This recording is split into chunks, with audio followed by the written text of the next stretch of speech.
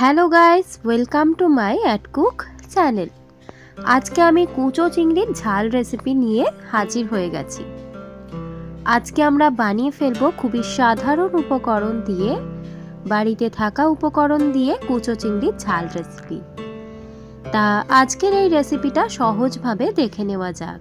সর্বপ্রথম এখানে আমি কড়াইতে নিয়ে নিয়েছি পর্যাপ্ত পরিমাণে সর্ষের তেল। সর্ষের তেলটা এবার ভালোভাবে নাড়াচাড়া করে দিয়ে কড়াইয়ের মধ্যে চারিদিকটায় তারপর গরম করে নেব। দেখুন তেলটা 60% সুন্দরভাবে গরম হয়ে আসলে দিয়ে দিচ্ছি দুটো চিড়ে নেওয়া কাঁচা লঙ্কা। কাঁচা লঙ্কাটা তেলের মধ্যে দেওয়ার সময় খুবই সাবধানে দেবেন। এবার কাঁচা লঙ্কাটা তেলের মধ্যে ভালোভাবে ফোড়ন দিয়ে নেব। তেলের পরিমাণটা অল্প একটু বেশি রাখছি, কারণ যেহেতু আমাদের ঝাল হচ্ছে তাই। কাঁচা লঙ্কাটা ভালোভাবে নাড়াচাড়া করে ভেজে নেওয়া হয়ে গেলে 50%, তারপর আমি এখানে অ্যাড করছি আদা এবং রসুনের পেস্ট হাফ চা চামচ পরিমাণে। চাইলে আপনারা এখানে শুধু রসুন কুচিও দিতে পারেন। এখানে আমি আদা এবং রসুন কুচি দিচ্ছি। এবার ভালোভাবে তেলের মধ্যে আদা রসুনটাকেও নাড়াচাড়া করে ভেজে নেব কাঁচা গন্ধ চলে যাওয়া পর্যন্ত। এই কাজটা করার সময় খুব সাবধানে করবেন।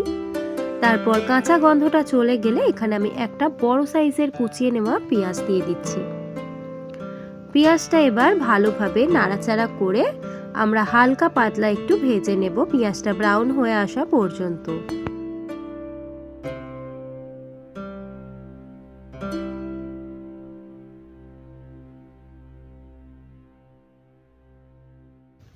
সুন্দরভাবে 2 থেকে 3-4 মিনিট নাড়াচাড়া করে পেঁয়াজটা ভেজে নেওয়ার পর দিয়ে দিলাম কাশ্মীরি গুঁড়ো লঙ্কা। ঝালের জন্য নয়, কালারের জন্য। ঝালের জন্য আগে থেকেই আমি কাঁচা লঙ্কা ব্যবহার করেছি। এখানে এবার আমি দিয়ে দিয়েছি জিরে গুঁড়ো হাফ চা চামচ পরিমাণে এবং হলুদ গুঁড়ো আমি হাফ চা চামচ পরিমাণে দিয়ে দিচ্ছি। এই পর্যায়ে আমি স্বাদ পরিমাণে নুন দিয়ে দেব।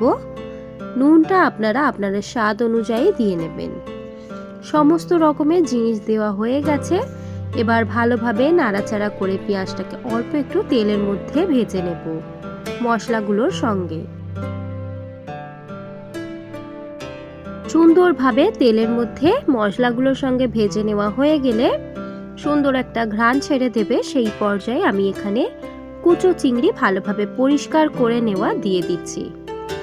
চিংড়ি মাছের মধ্যে কিন্তু ছোট ছোট কাঁকড়াও থাকে। যদি আপনারা পছন্দ না করেন তাহলে ভালোভাবে বেছে নিয়ে তারপর ধুয়ে নেবেন। এখানে আমি ভালোভাবে বেছে নিয়ে ধুয়ে নিয়েছি। সমস্ত চিংড়িটা দিয়ে এবার ভালোভাবে নাড়াচাড়া করতে হবে এদিক থেকে ওদিক, কারণ চিংড়ি মাছটা যেহেতু পুরোপুরি ছোট ভালোভাবে নাড়াচাড়া করা যাবে না। তাই খুবই সাবধানে নাড়াচাড়া করে অল্প একটু ভেজে নিতে হবে জলগুলো বেরিয়ে আসা পর্যন্ত।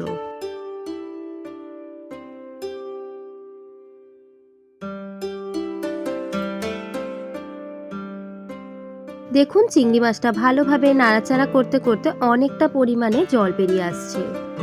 এই জলটাকে এবার ভালোভাবে ভাজতে ভাজতে আমরা জলটাকে শুকিয়ে নেব চিংড়ি মাছ থেকে। যেহেতু চিংড়ি মাছের ঝাল হচ্ছে তাই কোনো রকম এখানে জল থাকলে চলবে না। ভালোভাবে চিংড়ি মাছটাকে নাড়াচাড়া করে আমরা ভেজে নেব যতক্ষণ না পর্যন্ত তেল বেরিয়ে আসছে। চিংড়ি মাছটা অনবরত নাড়াচাড়া করতে হবে, না হলে কড়াইয়ের মধ্যে লেগে যেতে পারে। ভালোভাবে চিংড়ি মাছটা নাড়াচাড়া করতে করতে দেখুন ঝরঝরে হয়ে আসছে। সুন্দরভাবে যখন চিংড়ি মাছটা ভাজা ভাজা হয়ে আসবে দেখুন কালারটা অনেকটা চেঞ্জ হয়ে গেছে এবং চিংড়ি মাছটা ঝরঝরেও হয়ে এসেছে। এই পর্যায়ে আমি আপনাদের দেখাচ্ছি যে চিংড়ি মাছটা কতটা সুন্দর লালচে ভাব হয়ে এসেছে। সিম্পল কম করে মশলা দেওয়ার পর এরকম একটা চিংড়ি মাছের ঝাল রেসিপি সবাই বাড়িতে বানাতে চান।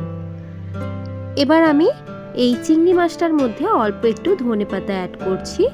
চাইলে আপনারা দিতেও পারেন বা নাও দিতে পারেন। ধনেপাতাটা দিয়ে ভালোভাবে নাড়াচাড়া করেই আমরা এবার পরিবেশন করে নেব। এই রেসিপিটা এভাবে গরম ভাতের সাথে খেতে খুবই সুন্দর লাগে। আশা করি এই ভিডিওটা আপনাদের ভালো লেগেছে। যদি আপনাদের এই ভিডিওটা ভালো লেগে থাকে তাহলে অবশ্যই লাইক, শেয়ার এন্ড সাবস্ক্রাইব করে দেবেন।